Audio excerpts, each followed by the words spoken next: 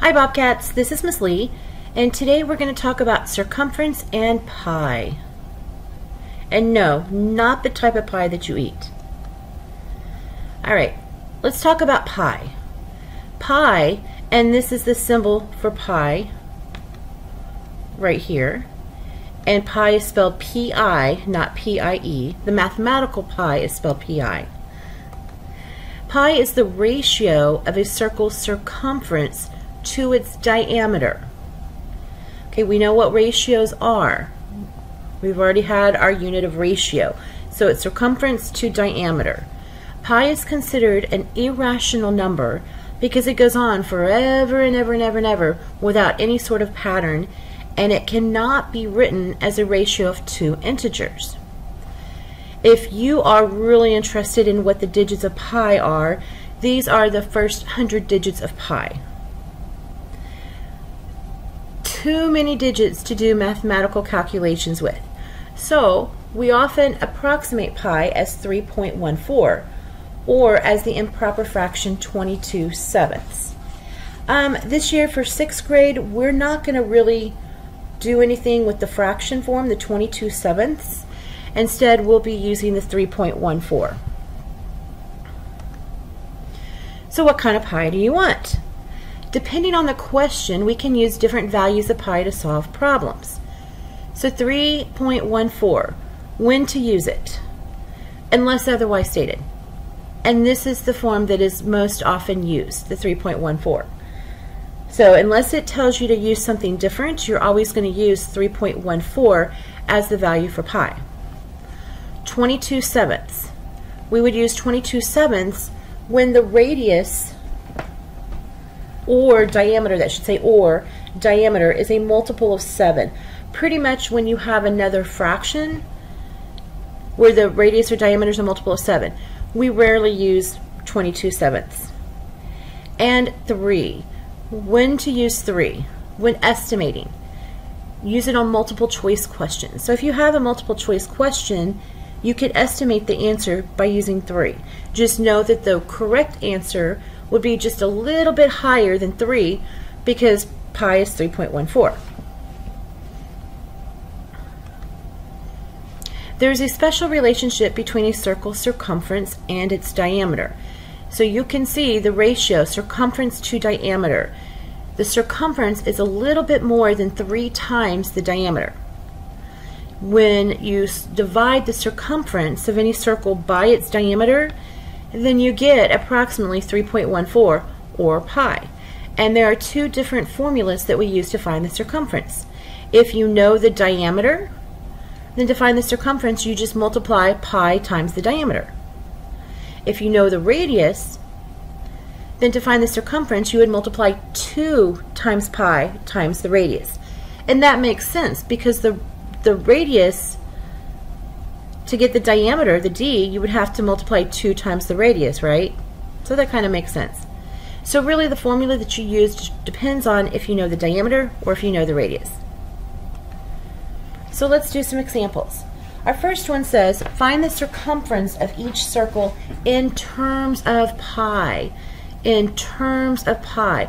What this means is that we're going to leave the symbol pi for pi. We're not going to replace it with a numerical value. Okay, what do we know here? This is the diameter.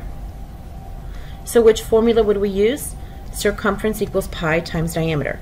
So the first thing you want to do is write the formula, pi times the diameter, and you're going to replace the values. Replace the symbols and the variables with the values. Since this is in terms of pi, we're going to leave the symbol for pi as it is. And we're just going to replace d with the diameter, which is 9. Now, we're going to rewrite it nice and neat. Circumference is going to equal 9 pi. 9 times pi. This is in terms of pi.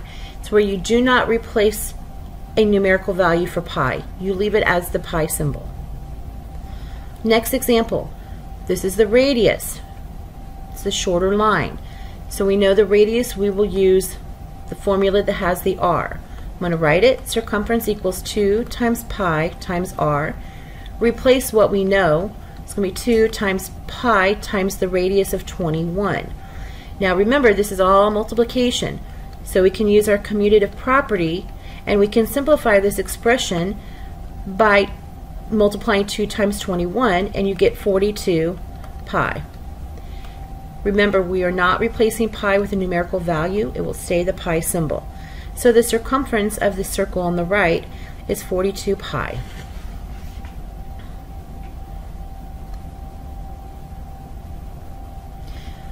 Okay, now this time we're going to work some word problems, but we're going to use 3.14 for pi. And usually when you use 3.14 for pi, if needed, you're going to round to the tenths place. So a bike wheel has a diameter of 10 inches. If you need to draw it, go ahead and draw it. Diameter goes all the way across through the center, and this is 10 inches. We want to know what is the circumference. So we're going to go back, look at our formula. We know the diameter, so we're going to use circumference equals pi times the diameter. Circumference equals pi times the diameter. Plug in the values that you know.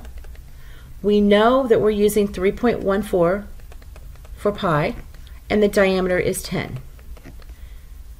Now we multiply.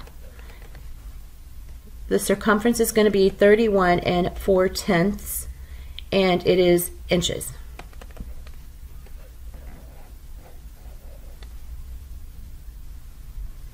A minute hand of a clock is 16 inches long. Find the distance traveled by the tip of the minute hand in 1 hour. So here is your minute hand right here. It starts at 12 o'clock, and it's going to go all the way around for 1 hour.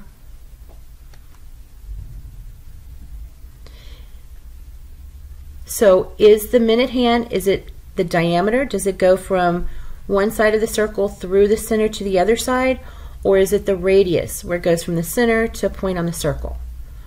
The minute hand is the radius. This is the radius, the r, and it equals 16 inches. So we're going to use the formula, circumference equals 2 pi r. Now plug in the values that you know. It's going to be 2 times pi, which we're using 3.14, times the radius of 16. When you're dealing with circles, it's good to go ahead and know that 2 times 3.14 is 6.28. Go ahead and get that memorized. And now all you have to do is multiply the 6.28 times 16. And you get that the circumference is equal to 100.48 inches. Now remember, circumference is like the perimeter, so it's not squared. It's not like the area.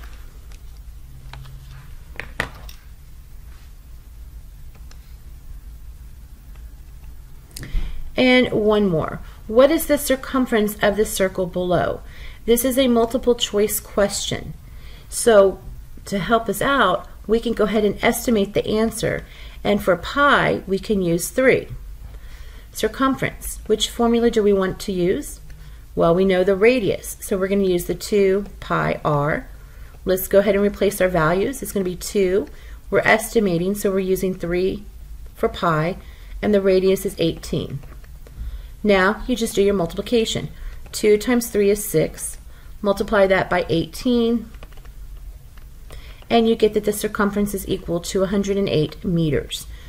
When you look at your answer choices, there's not going to be one that says 108 meters because we estimated with 3. The value of pi is really 3.14. It's a little bit bigger. So you're going to look for the answer choice that's a little bit bigger than 108. And that answer choice would be C. Nice job, Bobcats.